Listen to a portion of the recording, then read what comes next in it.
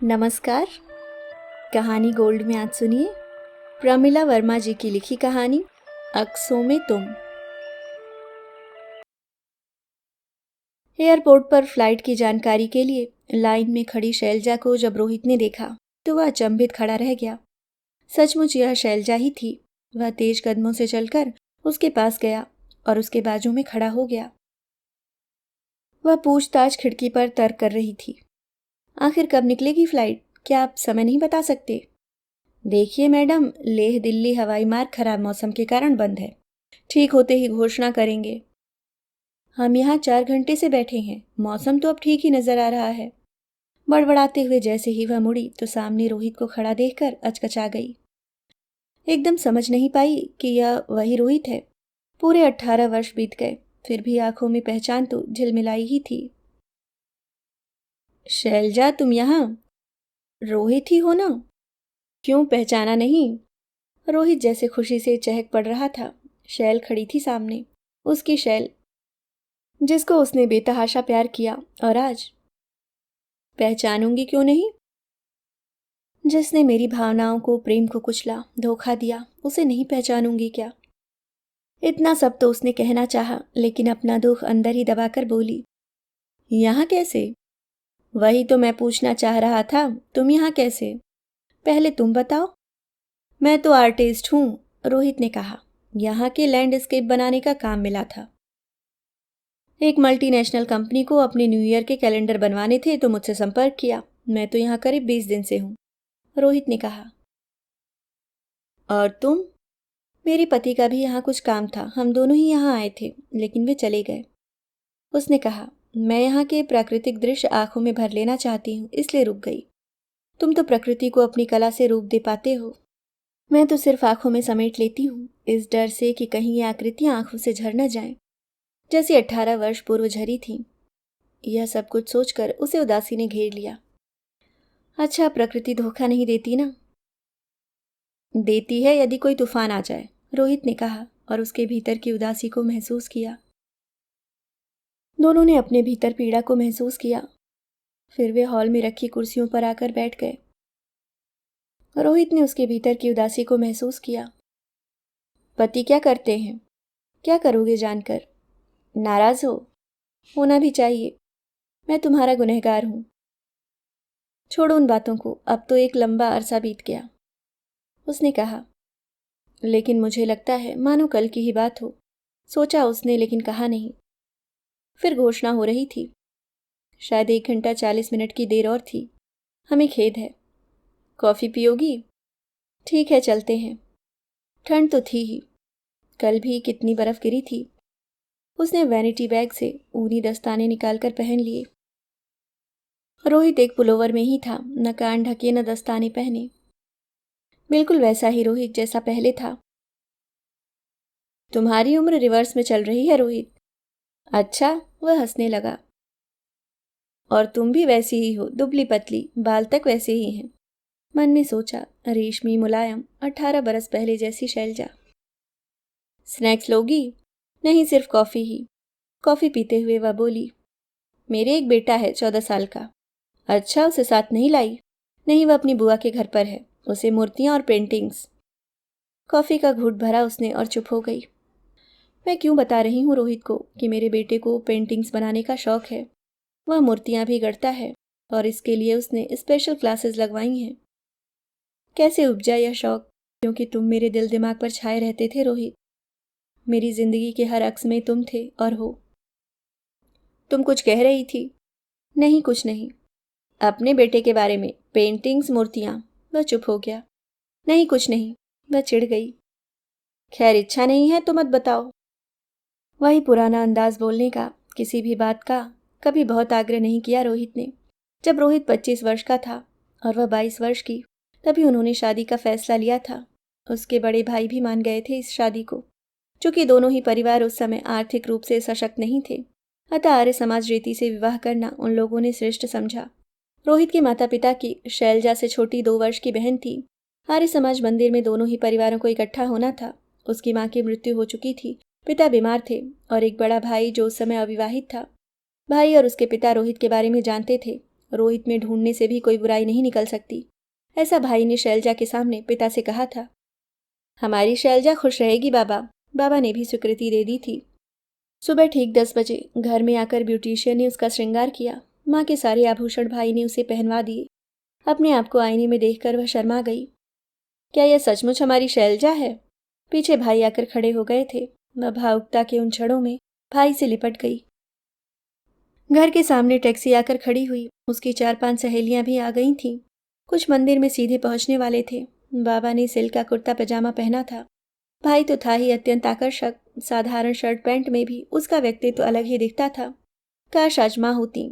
उसने डबडबाई आंखों से माँ की तस्वीर को प्रणाम किया और टैक्सी में जाकर बैठ गई। देखो, पिछली गली से धुआं उठ रहा है, उसकी एक सहेली चीख पड़ी। क्या हम आगे बढ़ें या वापस लौट चलें? और भी लड़कियों ने कहा। नहीं, शादी का मुहूर्त है, रोहित और उसका परिवार आ गया होगा, भाई ने कहा। लेकिन लड़कियां डर गई थीं। भाई, हम लोग उतरेंगी, घर में माता पिता चिंतित होंगे। भाई ने भी यही ठीक समझा। रास्ते में उन्हें उतारा। दंगे शुरू हो गए थे। कई घुमावदार रास्तों के बाद वे लोग मंदिर पहुंचे, लेकिन रोहित और उसका परिवार नहीं आया। भाई ने उसे और बाबा को मंदिर के भीतर बैठा दिया। पंडित ने बताया कि अभी तक कोई नहीं आया। उसकी आंखें प्रतीक्षा में रीतती गईं। रुलाई से गला रुंध गया। आशंकाओं से दिमाग सुन्न होता गया। घंटों बीत चुके थे। उसने जेवर उतारकर अपने बैग में रख लिए। श्रृंगार वैसे भी रोते रहने से धुंधला पड़ चुका था। हर आगत से भाई पूछता कि उस जगह क्या हाल है जहां रोहित रहता था, लेकिन पता चलता कि वहां तो अभी ठीक है। क्या रोहित ने धोखा दिया? बाबा के सामने प्रश्न खड़ा था। भाई मानने को तैयार नहीं था। ऐसा नहीं हो सकता। लेकिन रोहित नहीं आया। शाम ढलने पर मंदिर के द्वार बंद होने लगे तो उन्हें बाहर निकलना पड़ा। एक बड़ी भीड़ का रेला आया। वे सड़क पर थे। भाई उसका हाथ पकड़कर दौड़ा। उसने बाबा को घसीटा। शायद आधी रात थी जब वे एक सुनसान जगह पर खंडहर में शरण ले रहे थे। वहां और भी परिवार थे। करीब 20-25 दिन निकल चुके थे। वे घर वापस नहीं लौट सके। भिवंडी जल रहा था। वहां उस समय जो कुछ हुआ वह रोंगटे खड़े कर देने वाला था। एक दिन भाई ने आकर बताया, उनका पूरा मोहल्ला जल चुका है। वहां न उनका घर है न घर की दीवारें। सब कुछ खत्म हो चुका था। कहते हैं भिवंडी के दंगों ने दोनों संप्रदायों को हिलाकर रख दिया था। दंगों की समाप्ति के पश्चात भिवंडी ने यह तय किया कि नहीं, अब कभी भिवंडी नहीं जलेगा। कभी भिवंडी को किसी अराजकता का सामना नहीं करना पड़ेगा। यह एक सुखद पहल थी, लेकिन उन लोगों का तो सब कुछ उजड़ चुका था। भाई, बाबा और वह इतना टूटे कि संभलने में लंबा समय गुजरता गया। भाई ने मना किया था कि वहां उस तरफ नहीं जाना। वहां सिर्फ जली हुई दीवारें और खंडहर के अलावा कुछ नहीं है।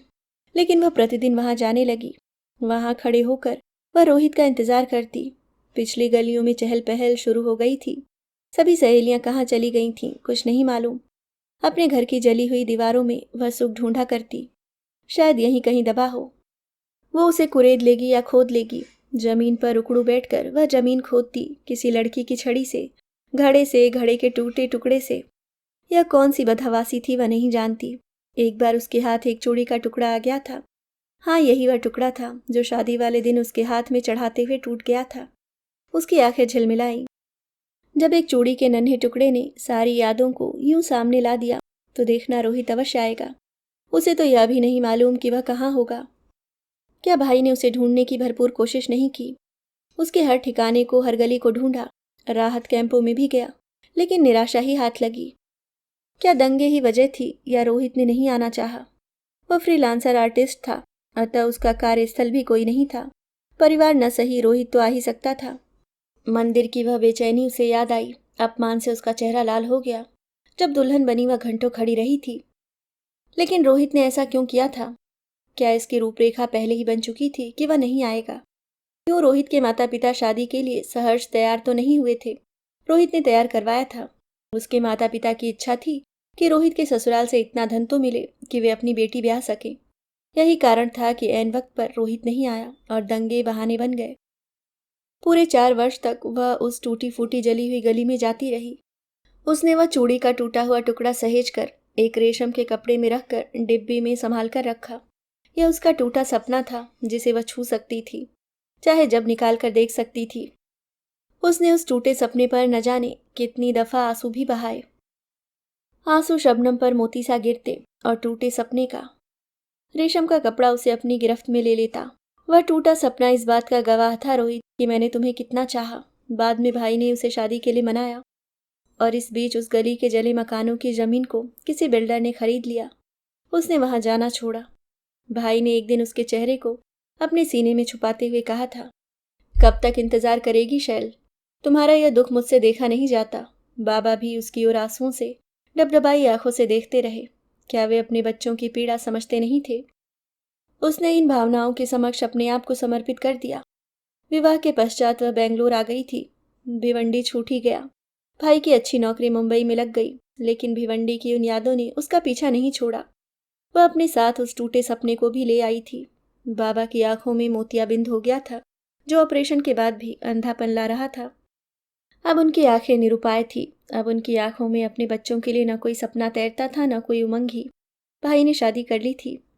जिंदगी फिर चलने लगी थी, लेकिन उसकी आंखों में जला घर, जली हुई गली, मंदिर में आहत व निराश खड़ी व हमेशा कौंधता था। 4 वर्ष उसने अपने टूटे सपने के जुड़े जाने का झिलमिलाता एक सुंदर सपना देखा था। काश वह सपना सच हो जाता। और आज जब रोहित मिला है तो पूरे 18 वर्ष बीत चुके हैं। उसके पास अभी भी वह टूटा सपना सुरक्षित रखा है, जो उसे अक्सर रुलाता है।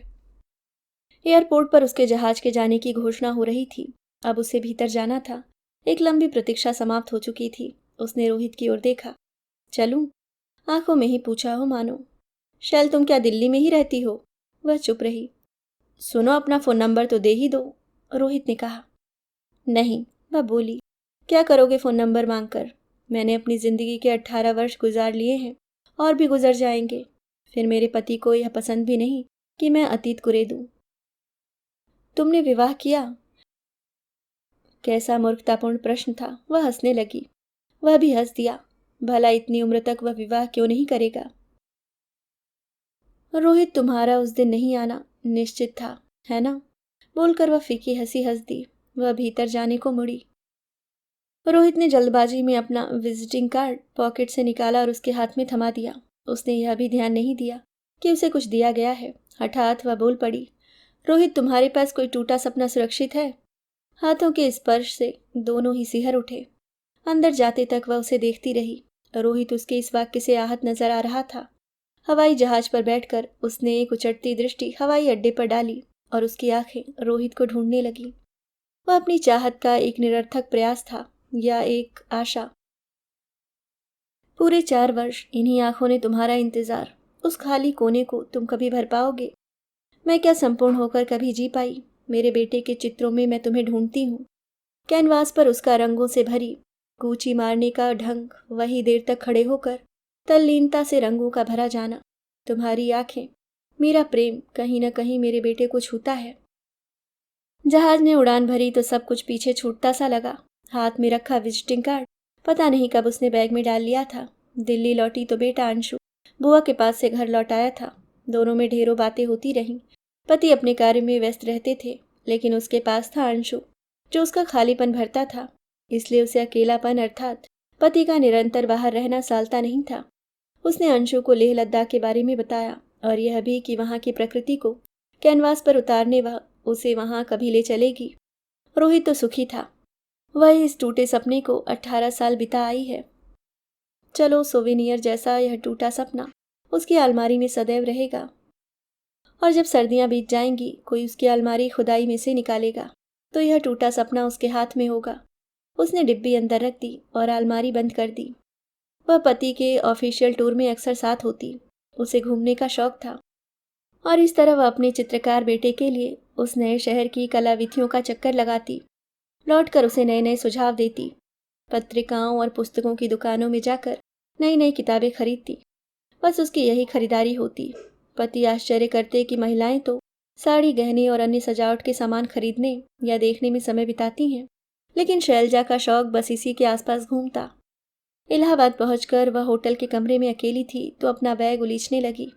वैसे तो वह इलाहाबाद की कला दीर्घा के बारे में कोई कार्ड या विज्ञापन तलाश रही थी, जिन्हें वह जब तब इकट्ठा कर लेती थी कि अचानक जो कार्ड हाथ लगा वह रोहित का था। उसने कभी देखा ही नहीं उस कार्ड को बाद में, और जब देखा तो अरे, रोहित यहाँ रहता है। वह तो उसके बारे में कुछ जानना ही नहीं चाहती थी।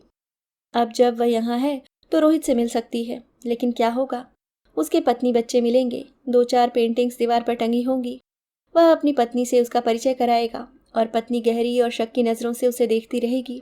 छोड़ो, क्या करना है संपर्क करके। क्या वह मेरी उदासियों के 18 वर्ष लौटा पाएगा? क्या वह मेरे टूटे सपनों को जोड़ पाएगा? नई जिंदगी में प्रवेश करके वह कितना मेरा अपना रहा, क्या वह समझ पाएगा? क्या इन बीते बरसों में उसे मेरी याद आई होगी? वह क्या जाने प्रेम की परिभाषा। उस दिन वह किताबों की दुकान पर घूमी, नई पुस्तकें खरीदी। दूसरा दिन कला दीर्घा में बीता, जहां कविवर रविंद्रनाथ टैगोर की गीतांजलि पर आधारित चित्रों का सृजन किया था कलाकार ने। वह मुग्ध उन चित्रों को देखती रह गई। रोहित, रोहित। इन 2 दिनों में वह उसके साथ रहा और वह दोपहर की छाया की तरह उसके शरीर से लिपटी रही। क्या हो गया था उसे? उसका मन पुकार रहा था कि उसे रोहित से मिलना है, और उसने आखिर उसको फोन लगा दिया। तब सुबह के 9:30 बजे थे। रोहित जैसे खुशी से पागल हो उठा। शैल, तुम यहाँ इलाहाबाद में? हाँ, आई हूँ। तुम्हारा कार्ड पर्स में पड़ा था, सोचा फोन करूं। हालांकि वो प्रत्यक्ष रूप में उसकी ओर खींचना नहीं चाहती थी, लेकिन हृदय का वह कोना जिसमें रोहित का प्रेम आज भी सुरक्षित था, वह उसे रोहित की ओर प्रत्यक्ष रूप से खींच रहा था। उसने पता समझा और चल दी रोहित के फ्लैट की ओर। रोहित तो उसे स्वयं लेने आना चाहता था, लेकिन उसने होटल का नाम भी बताने से इनकार कर दिया। ऑटो रिक्शा जहां रुका यह फ्लैट नहीं, बल्कि एक छोटा सा बंगला था, जिसकी बरामदे की दीवार पर विभिन्न रंग बिरंगे पत्थरों से एक अनोखा कोलाज बना हुआ था। जो दीवार जितना ही बड़ा था, वह मुग्ध सी दीवार को देखती रही। यह कलाकार का घर है, सोचते हुए उसकी उंगली कॉल बेल पर थी। लगा रोहित उसका बेसब्री से इंतजार कर रहा था। तुरंत दरवाज़ा खुला। घुसते ही ड्राइंग रूम था, जिसमें कैन के फर्नीचर्स, मनी प्लांट की बेल के साथ हर कोना इंटीरियर हैंगिंग प्लांट से सजा था। प्रत्येक दीवार पर उसकी बनाई पेंटिंग्स जड़ी थी। अद्भुत, उसने मन ही मन सोचा। पूरी प्रकृति रोहित के कमरे में आकर मानो ठहर गई थी। रोहित असमंजस में खड़ा रह गया। स्वयं उसका प्यार चलकर उस व्यक्ति के घर तक आया था। पानी? हाँ, पिला दो। वह भागकर भीतर गया और तुरंत एक गिलास पानी लेकर उपस्थित हो गया। वह मुस्कुराने लगी। घर में और कोई नहीं है? उसने पूछा। वह मुस्कुरा दिया। रोहित कुछ बोलता क्यों नहीं, वह झुंझलाने को हुई। क्या पियोगी, चाय या कॉफी? क्या मैं बना दूं? घर में किसी दूसरे की उपस्थिति न पाकर उसने पूछा। चलेगा, वह बोला। वैसे भी शैल के हाथों से बनी कॉफी पिए बरसों बीत गए थे, उसने सोचा। वह बैग सोफे पर रखकर उठ खड़ी हुई। अंदर के कमरे में एक पलंग पर रोहित के कपड़े शायद प्रेस किए जाने के इंतजार में पड़े थे। एक अलमारी थी। क्या इस अलमारी में भी कोई टूटा सपना सुरक्षित रखा होगा, उसने सोचा। वहीं पास में लकड़ी के बोर्ड पर चिपका था उसका पेंटिंग करने का ड्राइंग पेपर। उसने चारों ओर नजर घुमाई।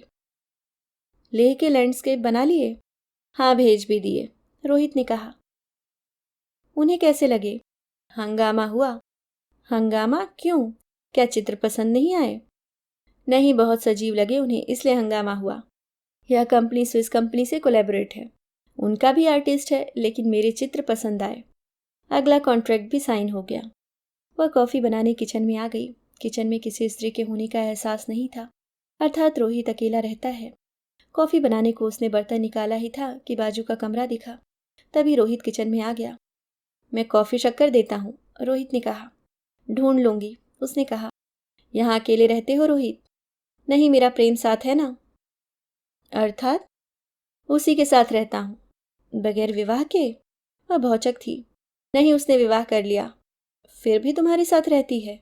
उसे और भी आश्चर्य हुआ। तो क्या हुआ, उसकी मर्जी है। रोहित मुस्कुराने लगा। अच्छा, दूध कॉफी दो, जब यहाँ तक आ ही गए हो। दूसरा बाजू का कमरा उसे पुकार रहा था। वहाँ बड़ी बड़ी पेंटिंग्स दीवार पर लगी थी, जो उसने बर्तन निकालते समय देखी थी, लेकिन समझ में नहीं आया वह किसकी है। लाओ, मैं ही तुम्हें कॉफी पिलाता हूँ, वह बोली। ठीक है, तुम ही बनाओ। वहां से हटकर वह दूसरे कमरे में चली गई। दीवार पर लगी उन पेंटिंग्स को देखकर वह चंभे में डूब गई। वह उसी का चेहरा था, आज से 18 वर्ष पूर्व का। जितनी भी तस्वीरें रोहित के पास उसकी थी, सभी की पेंटिंग्स बनाकर उसने दीवार पर भर दी थी। यह वह मंदिर जहाँ शिव जी के ऊपर कलश से जल गिरता रहता है, और ऊपर चांदनी का पेड़ जहाँ से उन पर फूल गिरते हैं, वहाँ उसी शिवलिंग के पास खड़ी वह। तालाब के किनारे कुमुदनी के बैंगनी फलों के पास वह अपना हाथ रोहित को देते हुए एक काली चट्टान पर वह डूबते सूरज को पकड़ते भागती वह। नारंगी सूरज और समूची काली दिखती साड़ी, हाथों में मेहंदी लगाकर खिलखिलाती रोहित को दिखाती अपने हाथ। शैल शैल सिर्फ शैल और पिछले बरस की यादों को चित्रों में ढाला रोहित ने। एयरपोर्ट पर पूछताछ खिड़की के पास खड़ी हुआ और रोहित की ओर पीठ किए पंक्तिबद्ध भीतर जाती वह, मानो किसी ने कैमरे से तस्वीर ली हो। इतनी कैद थी वह स्मृतियों में। धोखे के काले बादल छट चुके थे और वह सुबह के सूरज की लालिमा में मानो संपूर्ण नहाई खड़ी थी। अपने को कैसे संभाले वह। तभी उसके कंधे पर एक हाथ आया। पीछे मुड़ी तो उसकी आंखें आंसुओं से भीगी थीं। रोहित ट्रे हाथ में लिए खड़ा था। तुम पूछ रही थी ना शैल कि क्या मैं अकेला रहता हूँ या किसी के साथ। यही मेरा प्रेम है। पूरे 18 बरस मैंने गुजारे हैं इन तस्वीरों के साथ। मैं उंगलियों पर गिनता हूँ उन बरसों को। मेरे हृदय में धड़कती रहती हो तुम सदैव। मेरी जिंदगी में तब से न कोई आया नहीं आएगा।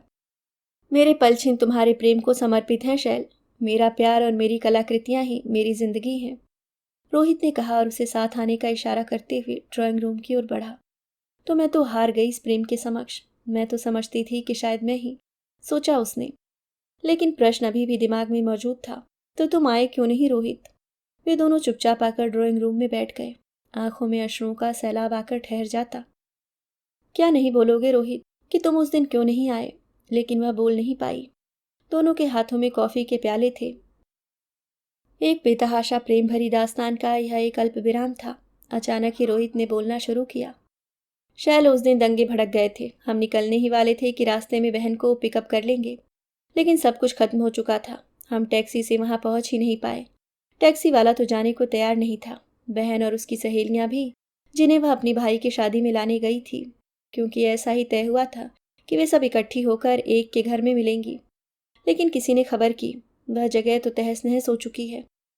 बलवाइयों ने न केवल उधर के सारे घर जलाए बल्कि लड़कियों की इज्जत लूटी है, घरों को लूटा है। मैं बदहवास भागा था, लेकिन कुछ भी शेष नहीं था शैल। कुछ भी नहीं। बहन मृत थी, जली हुई। जिस लहंगे ब्लाउज को उसने शादी के लिए पहना था, जितना वह जलने से शेष था, उसी से उसने बहन को पहचाना। बाकी और भी मृत जली हुई देह थी। मालूम नहीं उन लोगों के साथ और क्या हुआ होगा जब वे जीवित थीं। किन परिस्थितियों में वह घर लौटा याद नहीं करना चाहता। लेकिन लौटा तो घर का भी नहीं हाल। पिता आंगन में मृत पड़े थे, कहीं कुछ शेष नहीं था। माँ पत्थर बन चुकी थी, घर लूटा जा चुका था। दूसरे दिन किसी तरह मंदिर जा पाया तो पंडित ने बताया कि तुम लोग दिन भर वहां थे और प्रतीक्षा कर रहे थे। एक एक दिन एक एक युग की तरह बीता। छोटी बहन, पिता और तुमसे बिछड़ जाना। दंगे थमने पर जब तुम्हारे घर पहुंचा तो वहां कुछ भी नहीं था, सिर्फ जली हुई दीवारों के। हमने अपना घर छोड़ दिया और दूसरी जगह आ गए। मैं वहां प्रतिदिन जाता जहां तुम्हारा मकान था कि शायद कभी तुम मिल जाओ। लेकिन ऐसा नहीं हुआ। कोई नहीं मिला जिससे तुम्हारा पता पूछता। जानती हो, जब तक पिछली गलियां आबाद नहीं हो गईं, तुम्हारी गली में भी चहल पहल शुरू हो गई, तब तक मैं जाता रहा। शायद पूरे 3 वर्ष तक मैं तुम्हारे घर के खंडहर पर बैठा रहता। मेरी मन स्थिति खराब हो गई थी। अपने आप को संभालना था। सभी बिछुड़ गए थे। 18 दिसंबर 1992 मेरे लिए काली अमावस की रात बनकर आया, जिसके बाद मेरी जिंदगी में उजास आया ही नहीं। सबको खोकर मैं जीवित कैसे रहा नहीं जानता। माँ तो गूंगी हो गई थी। वे एकटक शून्य में ताकती रहती। फिर एक दिन उन्होंने अस्पताल में दम तोड़ दिया। लेकिन मेरा स्टूडियो जो शहर के बाहर था वह सही सलामत था। इसलिए तुम्हारी तस्वीरें सही सलामत बच गई थीं। बहन की भी कुछ तस्वीरें मिल गईं। 4 वर्ष पश्चात मैं इलाहाबाद आ गया। तब से यहीं पर। रोहित ने हथेलियों में अपना मुंह छुपा लिया और फफक कर रो पड़ा। वह भागकर रोहित के पास गई और उसे अपने से लिपटा लिया। बहुत देर रो लेने के बाद रोहित ने कहा, बरसों बाद आज रोया हूं शैल। तुम्हें लेह में देखा तो ऐसा लगा कि मुझे संपूर्ण संसार मिल गया। थोड़ा चुप हो जाने पर उसने रोहित से कहा, मैं भी तो 4 वर्ष तक तुम्हारे इंतजार में अपने घर के खंडहरों पर जाती रही रोहित। रोहित उसे आश्चर्य से देखने लगा। और हम कभी मिले भी नहीं, रोहित ने कहा। शायद नियति को यही मंजूर था। उसने कहा, वह तो अपने टूटे सपने को अलमारी में सहेजे थी, लेकिन यहाँ तो टूटे सपनों की इतनी किरचें थी। क्या पूरा ब्रह्मांड नहीं रोया होगा जब उनके सपने टूटे थे। रोहित की सिसकियां थम गई थी। बहुत देर तक कमरे में मौन रहा। फिर रोहित उठा, भीतर गया और एक लैंडस्केप उठाकर लाया। उसे एक बड़े ब्राउन पेपर में लपेटा और उसे देते हुए कहा, अपने बेटे को दे देना। उस दिन तुम कहते कहते रुक गई थी, लेकिन मैं समझ गया था कि तुम्हारा बेटा पेंटिंग बनाता है। उसे देना और कहना कि शायद। कहते कहते वह चुप हो गया। वह खड़ी हो चुकी थी। रोहित की सांसें उससे नजदीक थीं। रोहित ने उसका चेहरा अपनी हथेलियों में भर लिया और माथे पर एक चुंबन लिया। उसने असीम सुख से आंखें मूंद ली। रोहित उसे होटल तक पहुंचाने आया। एक काले धुएं ने उन दोनों को कैसे उजाड़ा था, इसका उत्तर तो इतिहास भी नहीं दे पाएगा। अभी आप सुन रहे थे प्रमिला वर्मा जी की लिखी कहानी अक्सों में तुम।